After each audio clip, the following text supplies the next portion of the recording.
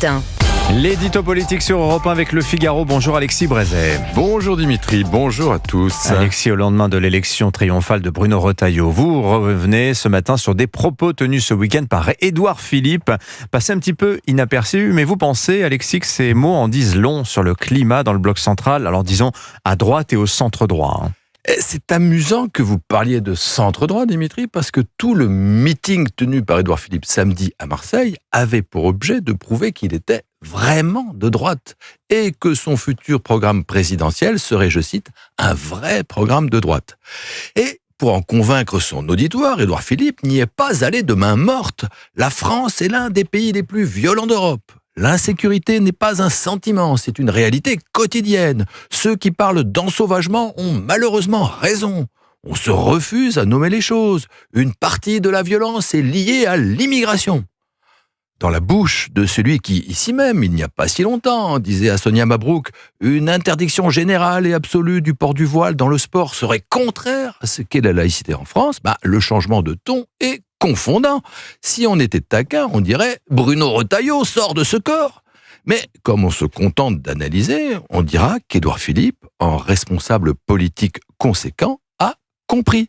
Il était jusqu'ici le seul candidat déclaré à l'élection présidentielle. Il doit désormais compter sur son flanc droit avec un concurrent sinon officiel du moins évident, Bruno Retailleau. Et à la fin des fins, surtout s'il s'agit d'affronter le candidat RN au second tour, il n'y aura pas de place pour deux. Vous voulez dire, Alexis, qu'entre Édouard Philippe et Bruno Retailleau, ça y est, la guerre est déclarée ? Elle a commencé dimanche soir, à la seconde même où Bruno Retailleau a été proclamé président de LR. Alors c'est une guerre encore feutrée, souterraine certes, parce que on siège dans la même majorité, on va partir ensemble à la bataille municipale pour bouter hors de leur mairie les élus socialistes ou écologistes. Et dans un premier temps, au moins tout ça, ça devrait contenir les hostilités. Mais en vérité, oui, il s'agit bien d'un affrontement entre deux droites, ou entre une droite et un centre-droit, l'une libérale conservatrice, l'autre techno-progressiste, l'une qui proclame avec Retailleau « notre seul adversaire, c'est la gauche mélenchonisée », l'autre qui, avec Édouard Philippe, a voté communiste aux législatives pour faire barrage au RN. Alors, l'une et l'autre se ménagent pour l'instant, mais au fond, on le sait bien. Les amis d'Édouard Philippe regardent Bruno Retailleau comme un catho réac, anachronique, totalement décalé sur les sujets dits sociétaux, et ceux de Bruno Retailleau considèrent Édouard Philippe comme un techno, bobo, un peu gaucho, complètement déconnecté du peuple sur l'insécurité et l'immigration. Et selon vous, Alexis, cette bataille, qui peut la remporter ? Alors, disons qu'Édouard Philippe a pour lui l'arithmétique.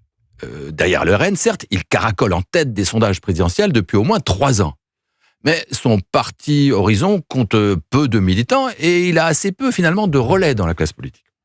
Bruno Retailleau a pour lui la dynamique. Il part de beaucoup plus bas, mais il est porté par l'effet de souffle de sa triomphale élection. Son parti LR est regonflé à bloc et son réseau d'élus reste puissant. Ce qui est frappant, c'est que ce duel annoncé rappelle furieusement un autre duel, une autre primaire officielle, celle-là, qui en 2016 avait vu s'affronter Alain Juppé, dont l'un des principaux lieutenants était, je vous le rappelle, Édouard Philippe, et François Fillon, dont le premier soutien était Bruno Retailleau, éternel retour. Alors on s'en souvient, ce duel-là, c'est François Fillon qui l'avait gagné contre le favori Juppé. Heureux présage pour Bruno Retailleau. Mais ne l'oublions pas, à la fin, celui qui a remporté la timbale, c'est un 3e larron nommé Emmanuel Macron. L'édito politique sur Europe 1. Merci Alexis Brézet. À la une du Figaro ce matin, l'aide à mourir, les risques de dérive divisent l'Assemblée nationale. Merci Alexis.